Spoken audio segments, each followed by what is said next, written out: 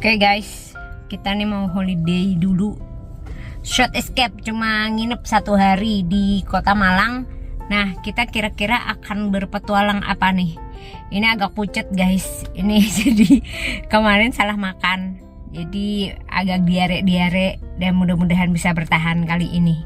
Kita akan berpetualang kuliner-kuliner legendary guys. Nantikan aja kita akan kemana saja.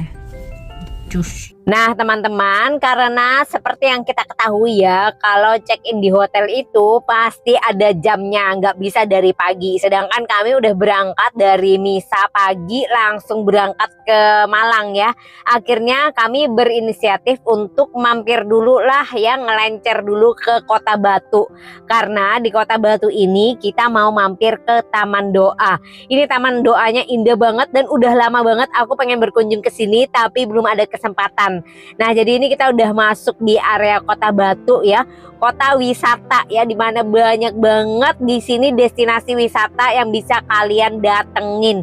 Nah, jadi teman-teman, di Kota Batu Malang ini terdapat Taman Doa yang masih terhitung baru ya, yang pengen banget kami kunjungi, yaitu Taman Doa yang berada di Biara Rubiah Karmel Flos Karmeli.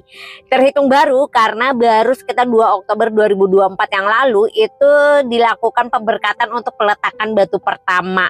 Dan kemudian peresmiannya sendiri itu pada tanggal 29 April 2025 bertepatan dengan hari ulang tahun Biara Rubiah Karmel Flos Karmeli yang ke-63 tahun. Nah, Taman Doa ini sendiri diberkati oleh Monsinyur Hendrikus Pieterto Gunawan Ocham. Nah teman-teman, sebenarnya Gua Maria di Biara ini sudah ada sejak lama ya, tapi diperindah menjadi seperti saat ini karena Pak Sutri, Ibu Endang, dan Bapak Agung dari Tulung Agung yang pernah berdoa ke Gua Maria di tempat ini dan terkabul, sehingga ia digerakkan oleh Roh Kudus untuk memperindah taman ini. Di Taman Doa ini terdapat patung Nabi Elia yang merupakan inspirator utama dan bapak spiritual Ordo Karmel yang dihormati karena semangatnya dalam mencari wajah Allah dalam keheningan dan keberanian membela iman di Gunung Karmel. Di sampingnya terdapat patung Santa Teresia dari Kanak-Kanak Yesus yang merupakan suster Karmelit asal Perancis yang terkenal dengan jalan kecil atau cinta kasih dan kepercayaan total kepada Allah.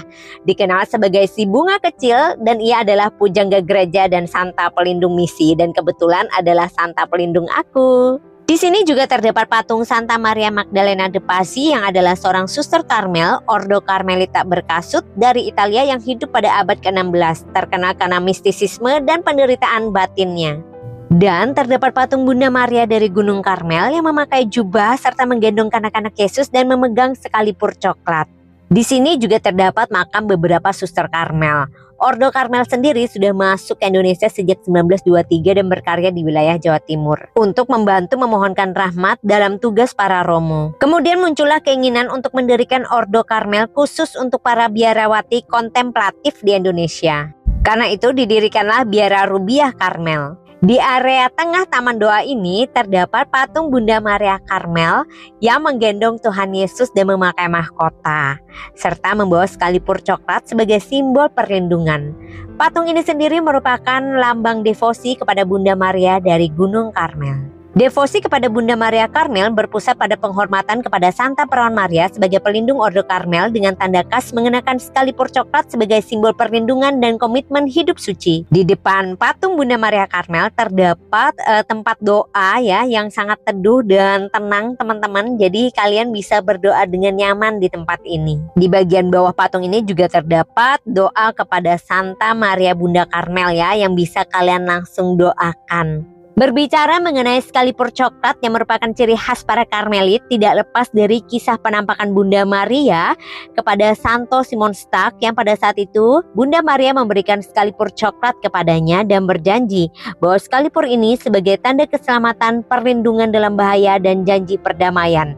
Barang siapa meninggal berpakaian sekalipur ini tidak akan menderita di api abadi. Lanjut lagi, kita menelusuri Taman Doa ini ya, yang memang arealnya tidak terlalu luas, jadi bisa dengan mudah sudah kita kelilingi.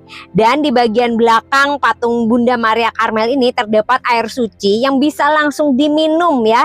Dan benar-benar airnya itu sangat menyegarkan teman-teman. Kemudian berlanjut lagi, di sini juga terdapat 3 patung malaikat agung ya, yang pasti kalian udah kenal siapa aja sosok 3 malaikat agung ini. Santo Mikael adalah malaikat agung dan panglima pasukan surgawi yang diimani dalam tradisi Katolik sebagai pelindung gereja, umat beriman, serta pembela melawan kejahatan dan roh jahat. Umat Katolik mendaraskan doa khusus kepada Santo Mikael untuk meminta perlindungan dari bahaya kejahatan dan jerat iblis. Di sampingnya terdapat patung malaikat Rafael yang adalah salah satu dari 3 malaikat agung dalam tradisi Katolik yang dikenal sebagai pelindung penyembuhan, penuntun perjalanan, dan penjaga para pengembara. Nama Rafael sendiri berarti Allah menyembuhkan atau penyembuh ilahi. Dalam ikonografi, Rafael sering digambarkan membawa tongkat penuntun perjalanan atau wadah minyak pengurapan. Selain itu, novena Santo Rafael juga sering didaraskan bagi yang ingin segera menemukan jodoh. Dan terakhir ada Santo Gabriel, malaikat agung yang adalah pelindung para pembawa pesan, pekerja komunikasi, pos, radio, televisi, dan kurir. Kita juga mengenalnya sebagai utusan Tuhan yang menyampaikan kabar sukacita kepada Maria. Dalam tradisi Katolik, Pesta Malaikat Agung dirayakan Gereja Katolik setiap 29 September. Di Taman Doa ini juga terdapat patung perjamuan terakhir yang ada makan malam terakhir Yesus bersama ke-12 rasulnya. Tetapi di Taman Doa ini masih banyak perkembangan dan pembangunan di mana-mana ya. Jadi ke-12 rasul juga belum ada patungnya. Terus berlanjut, di sini juga terdapat patung Tuhan Yesus yang sedang berdoa dengan sangat sungguh-sungguh di Taman Getsemani sebelum penangkapannya. Di Taman Getsemani ini, Tuhan Yesus mengalami pergumulan batin yang sangat hebat sehingga disebutkan bahwa peluhnya seperti darah. Doa Yesus di Taman Getsemani merupakan momen pergumulan intens di mana ia berserah penuh kepada kehendak Bapa untuk memikul penderitaan di salib.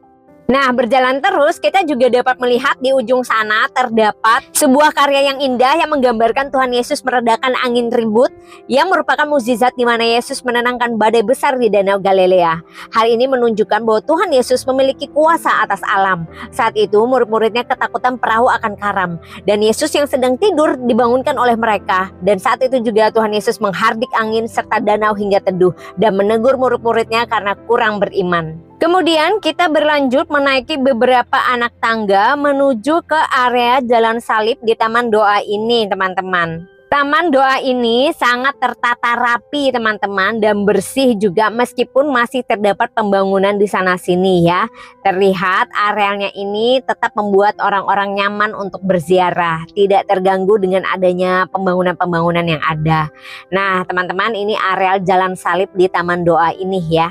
Perhentian pertama, Yesus dijatuhi hukuman mati. Peristiwa ini menandai dimulainya perjalanan sengsara Tuhan Yesus di mana ia secara tidak adil dijatuhi hukuman mati oleh Pilatus. Namun ia menerimanya sebagai ketaatan penuh kepada kehendak Bapa untuk menyelamatkan umat manusia. Perhentian kedua, Tuhan Yesus memanggul salib. Setelah dijatuhi hukuman mati dan didera, Yesus menerima kayu salibnya yang berat untuk dibawa ke Bukit Golgota. Perhentian ini mengajak kita merenungkan ketaatan Yesus memikul beban dosa manusia dan mengajar umat manusia untuk memikul salib kehidupan dengan sabar. Perhentian ketiga, Yesus jatuh untuk pertama kalinya. Peristiwa ini merenungkan momen ketika Tuhan Yesus dalam kelemahan fisiknya akibat siksaan jatuh di bawah beban salib yang berat dalam perjalanan menuju Golgota. Perhentian ini mengajarkan kita untuk tidak menyerah dalam penderitaan dan bertobat atas dosa-dosa yang memberatkan. Perhentian keempat, Tuhan Yesus berjumpa dengan ibunya. Perhentian ini merenungkan momen mengharukan saat Bunda Maria bertemu Yesus dalam perjalanan sengsara menuju Golgota. Tatapan kasih Bunda Maria meringankan beban Tuhan Yesus sekaligus menjadi puncak kesedihan Bunda Maria sebagai ibu yang melihat anaknya menderita. Perhentian kelima, momen ketika Tuhan Yesus ditolong oleh Simon dari Kirene memikul salibnya. Peristiwa ini melambangkan solidaritas, pertolongan dalam penderitaan, dan panggilan bagi umat untuk membantu meringankan beban sesama yang menderita, menjadi teladan ketaatan dan pelayanan. Perhentian keenam, saat wajah Yesus diusap oleh Veronica. Momen ini menggambarkan keberanian seorang wanita yang menerobos kerumunan untuk mengusap wajah Yesus yang penuh darah, keringat, dan debu dengan kain lenan. Kain yang digunakan Veronica ini konon mencitrakan wajah Yesus dan terlihat wajah yang penuh cinta kasih. Perhentian ketujuh, Tuhan Yesus jatuh untuk kedua kalinya. Peristiwa ini menggambarkan kelemahan fisik Tuhan Yesus yang semakin berat memikul salib, namun tetap berusaha bangkit demi karya penebusan. Perhentian ke-8, Tuhan Yesus menghibur wanita-wanita yang menangis. Pada perhentian ini, Yesus menegur para wanita yang meratapinya untuk tidak menangisi dirinya, melainkan menangisi diri mereka sendiri dan anak-anak mereka serta bertobat. Terlihat meskipun Tuhan Yesus sedang memikul salib dan menderita, ia masih memikirkan dan menghibur orang lain. Perhentian ke-9, Tuhan Yesus jatuh untuk ketiga kalinya. Peristiwa ini menggambarkan puncak kelelahan fisik Tuhan Yesus yang menanjak menuju Golgota, di mana beban salib yang berat membuatnya terbanting kembali ke tanah yang berbatu-batu. Namun ia tetap berusaha bangun. Dan peristiwa ini menunjukkan perjuangan Tuhan Yesus dalam karya penebusan. Perhentian ke-10, saat Yesus dilucuti pakaiannya di puncak Golgota. Peristiwa ini menandai penghinaan fisik dan batin yang mendalam, di mana Yesus dipermalukan di depan umum sebelum disalibkan. Perhentian ke-11, Tuhan Yesus dipaku pada kayu salib, merupakan momen krusial di mana Yesus diserahkan kepada algojo, ditelentangkan di atas salib dan tangan serta kakinya dipaku untuk menebus dosa manusia. Perhentian ke-12, Yesus wafat di kayu salib, merupakan puncak sengsara Kristus di mana ia menyerahkan nyawanya demi menebus dosa manusia. Umat Katolik merenungkan pengorbanan terbesar ini sebagai wujud cinta kasih Allah yang tak terbatas. Selanjutnya, perhentian ke-13 dalam jalan salib adalah Yesus diturunkan dari salib. Momen ini menggambarkan Yusuf dari Arimatea menurunkan jenazah Yesus yang kemudian diterima oleh Bunda Maria dengan kesedihan yang mendalam namun tetap tabah. Perhentian ke-14, Yesus dimakamkan. Perhentian ini merenungkan momen ketika jenazah Yesus diturunkan dari salib, dibungkus kain lenan dan dibaringkan di dalam kubur batu oleh Yusuf dari Arimatea dan Nikodemus. Perhentian ke-15 dalam tradisi jalan salib yang sering ditambahkan sebagai puncak perenungan adalah Yesus bangkit dari antara orang mati. Perhentian ini menegaskan kemenangan Kristus atas dosa dan kematian.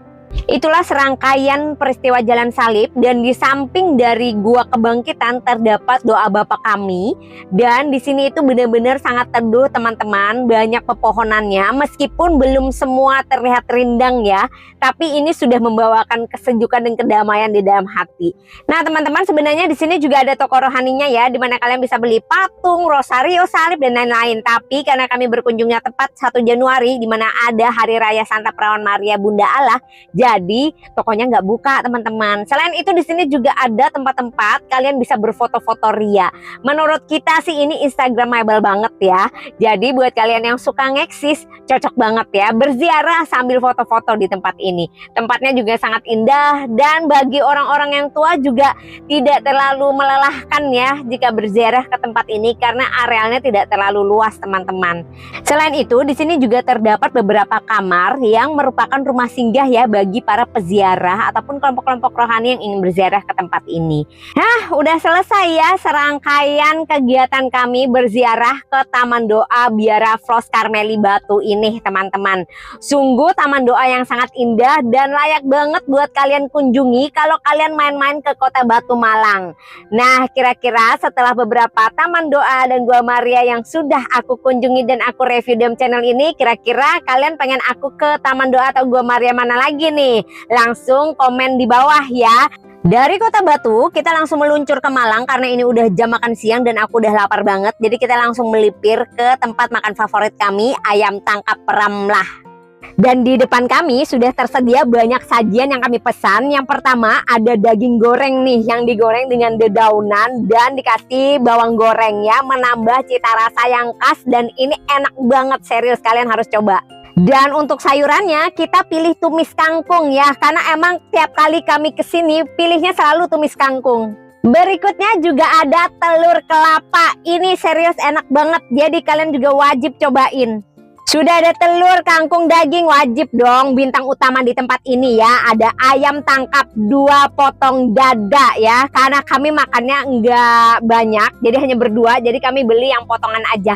Tapi buat kalian yang makan bareng-bareng sama keluarga atau keroyokan sama teman, jadi wajib banget beli yang per ekoran teman-teman, biar nggak rebutan, biar nggak juga rugi ya. Ayam tangkap ini sendiri teman-teman merupakan kuliner khas Aceh ya, yang teksturnya tuh renyah di luar, lembut di dalam, terus bumbunya itu loh yang meresap ya sampai ke tulangnya. Bahkan aku kan sukanya nih kalau pesen ayam tuh bagian dada, dadanya nggak seret sama sekali teman-teman, dan benar-benar bumbunya itu kerasa banget. Mungkin karena digorengnya bersama dengan daun pandan, cabai hijau dan daun kari ya, jadi membuat ayam gorengnya ini juga memiliki ciri khas tersendiri. Jujur teman-teman, ini udah kedua kalinya aku makan di sini ya, dan bener-bener ini udah bikin aku jatuh hati. Makanya waktu berangkat ke Malang, aku sama adik aku udah ya janjian kita wajib banget balik lagi ke Ramlah Ayam Tangkap ini, karena sebegitu senangnya. Ini makan sambelan teman-teman, padahal kalian tahu kan tadi aku cerita aku lagi diare, perutku lagi gak enak. Tapi nggak tahu ya, ini karena udah terplanning jadi aku nggak tahan, tetap nyambel. Aku nggak tahu deh kayaknya jadinya seperti apa nanti perut aku. Doain aja ya. Ini telur kelapanya enak banget loh teman-teman. Di sini juga jual telur barendo ya, tapi kita lebih mau nyoba tuh telur kelapanya ini karena ini sudah pernah kami coba juga dan mantap, cocok di hati dan lidah kami. Makanya semua menu yang kami pesan ini adalah menu yang sebelumnya pernah kami pesan. Setelah kenyang kita langsung cus ke hotelnya karena mau istirahat dulu, nanti agak sorean atau malam mungkin kita baru keluar lagi buat makan. Malamnya makan di ayam goreng tenes yang katanya juga legend banget ya, tapi karena perut aku bener-bener nggak bisa terkontrol lagi ya, jadi aku makannya ala kadarnya aja di sini ya, agak nggak selera makan gitu. Nah setelah itu besok paginya kita sarapan di nasi lemak jasa ayah yang viral banget. Ini yang aku pesan telur sama pergedel aja karena perut masih nggak enak. Terus adik aku nih rendang dia pakai ya. Terus sebagai pecinta kopi dia juga nyobain kopi yang gelasnya terbalik kayak gini, lucu banget ya. Terus sebelum pulang kita langsung melipir dulu ke soto Lombok yang udah legend banget di Kota Malang. Udah dari 1955 teman-teman, kalian wajib coba. Setelah itu langsung cus ke Surabaya. Terima kasih udah menonton konten ini ya. Meskipun aku lagi sakit tapi tetap semangat konten buat kalian. Bye bye.